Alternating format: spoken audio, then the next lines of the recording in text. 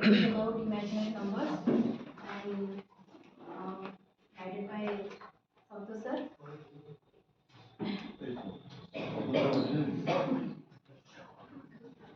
These are my contents, introduction, then we'll talk about some brief history and then numbers are two-dimensional, the complex plane, the complex multiplication, Euler's formula, and physical reality and applications of imaginary numbers.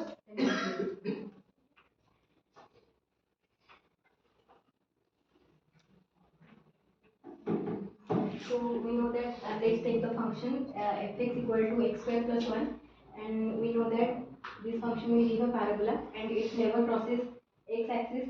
But according to the fundamental theorem of algebra, we for every polynomial equation of degree n has exactly n roots, but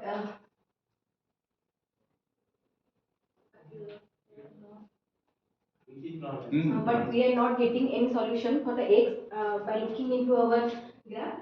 So where could these missing roots be? The short answer here is we do not have enough numbers.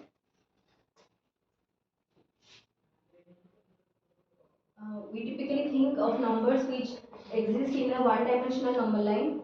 We in that number line we got all our numbers like natural numbers, irrational numbers, rational numbers, but the missing numbers are nowhere to found. So we typically so a missing numbers given a whole another dimension, that is we have given the name imaginary. So algebraically this new dimension has everything to do with a problem that was mathematically considered impossible for over 2000 years, and that is the square root of -1. So let's see what happened in the past and how imaginary numbers were discovered. Around 5 centuries ago, there was a famous mathematician, Scipione del Ferro, who was trying to solve cubics. But del Ferro was trying to find a formula for cubics like the quadratic equation. We know this is the formula for the quadratic equation. And similarly, del Ferro was trying to find a similar type of formula for the cubics. But it was pretty tough, so he removed the x square part and considered the case like this. Then the negative numbers were little sketchy at that time, so he wrote the cubic equation like that, and eventually Del Ferro found the solution of a simplified version of cubic, that is this equation.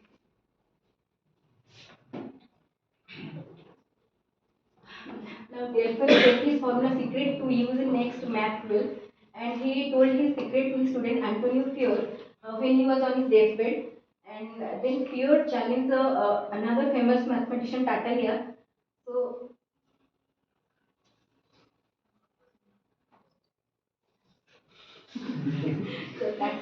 Tartaglia won the duel, and he also kept his formula secret until a very talented mathematician, Cardano, heard about the formula and pressed Tartaglia to share and end up taking an oath of secrecy to him. When Cardano knew about the original discoverer Del Ferro, he then revealed the formula in his book Ars Magna. Then Cardano tried to solve cubics in different versions and also including the x square term. When Cardano tries to solve equation like this, he get a result which involves square root of negative numbers. So he stopped there and didn't know what to do with that problem. And but he knew that there is a solution to this problem, but didn't know what to do with the square root of negatives. Almost after the generation, there comes a very famous mathematician, Raphael Bombelli, who made some incredible insights about what's going on. And he simply let the square root of negatives be their whole thing. And on his way to solve the Cardano's problem, he found that this root over of -1 has nothing to do with the problem. And by extending our number system to include root over of -1, we were able to find a solution. It just behaves like an intermediate step to our real problem, to find the solution for our real problem. So numbers are two-dimensional. A century or so later, Euler began using the symbol I to indicate the square root of -1. And when we put together a real and imaginary part, we get what we call now a complex number. So let's think I algebraically. If we raise I to higher and higher powers, we know I squared is -1, and if we keep multiplying, then we see a pattern that repeats every 4 multiplication. Now come to the number line. We know that all numbers exist except imaginary numbers. So let's visualize it with number line. So, seeing that figure, multiplying positive by itself maintains the direction on number line and stays positive. Then, if we multiply by negative, we flip directions, it will rotate 180 degree. Then, squaring that negative, it will again rotate 180 degree and gives a positive value. So, what we need is something in the middle. So, a number which, when multiplied by 8, only rotates 90 degree, not 180 degree. By considering this, when we multiply uh, 1 with I, then we'll get I. So when I again multiply with I, we will give -1. So it just rotates 90 degree. Since multiplying I corresponds to one 90-degree rotation, if we place our imaginary axis at right angle to our number line, then our algebra perfectly fit with our geometry. So the insight here that imaginary numbers do not exist apart from real numbers, but right on the top of them, hiding in a perpendicular dimension. So this is the deeper meaning behind imaginary numbers. They are the natural extension of our number system from one dimension to two dimension. So numbers are two dimensional. Then the complex plane. The complex plane is an extension of the number line where we include the imaginary dimension vertically. Just as we can plot xy coordinates on the xy plane, we can plot complex numbers on the complex plane. In a normal xy plane, there's no required connection between the dimensions, no rules about how they should relate to each other. And on the complex plane, however, we have the rules of algebra with complex numbers we discussed earlier. These rules impose a very specific and useful relationship between our two dimensions. The first rule is how complex numbers add and subtract. The real and imaginary parts add independently, making complex numbers and the complex plane useful for problems involving movement in two dimensions.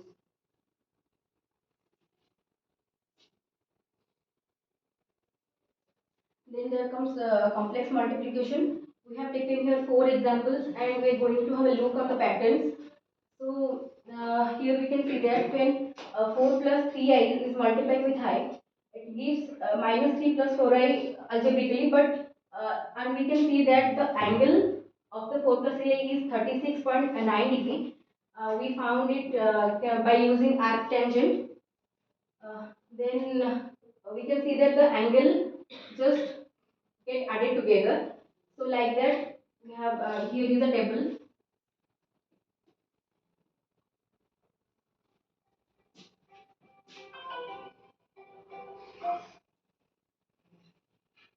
After some more pondering, we see that if we multiply the distances from the origin of the numbers, we are multiplying the distance from the origin of the result. We now have the complete picture when we multiply complex numbers on the complex plane, their angles from the real axis and the distances from the real axis they get added and the distances from the origin multiply. So this is the connection we are looking for between complex multiplication and the complex plane.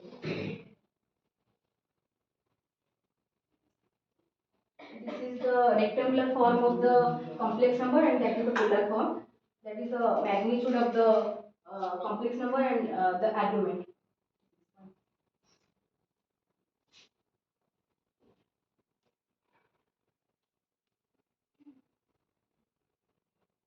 Then the Euler's formula. An important property of complex number is the Euler's formula. It states that every complex number can be written in the form of r e to the power I theta is equal to r cos theta plus I sin theta, where r is the distance of complex number from the origin. And let's have some visual representation of Euler's formula.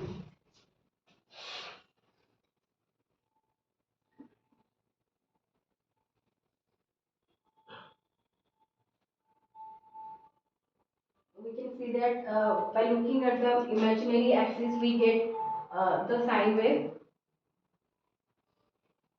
Then by looking with respect to real axis, we can get the cos.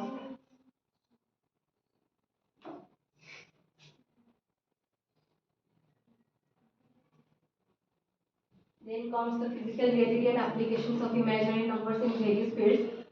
Um, in linear LCR circuits and AC circuit analysis, all engineers have known for more than 100 years that a magnitude of complex resistance of the LCR circuits changes with the frequency.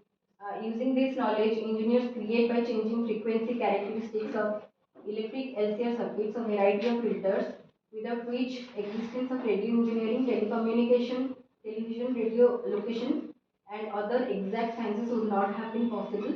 In AC circuits, a common application of complex number is to compute potential difference across two AC power supplies with respect to time. Then complex numbers are also used to express the magnitude and phase of impedance in AC circuit. In Schrodinger equation, in Franklin Evans Schrodinger is searching for a wave equation that governs the behavior of quantum particle, building on de Broglie's insight that matter associated with waves, and he comes up with one of the most famous equation in all of the physics, the Schrodinger equation, and featured prominently is I. We know that two quintessential functions that describes waves are both contained in e to the power ix. So when Schrodinger goes to write down a wave equation, he naturally assumes that the solution to his equation will look something like e to the power ix, specifically that equation, and not just simple sine wave. And complex numbers have an amplitude and phase. The I is one way of describing the phase. Wave function is just a map coordinate to a complex number from which you can get the amplitude and phase of a wave. So phase is what allows interference in quantum mechanics, and I is the way of dealing with interference. So there are also various applications of imaginary numbers. It is used in Fourier series, in Mandelbrot set, rotations and vectors, in calculus and differential equations. Although we cannot physically visualize complex number, it is difficult to deny its importance. And complex numbers perfectly demonstrates the role of mathematics in science. It acts both as powerful language to describe complicated phenomena and a comprehensive toolkit to solve difficult problems.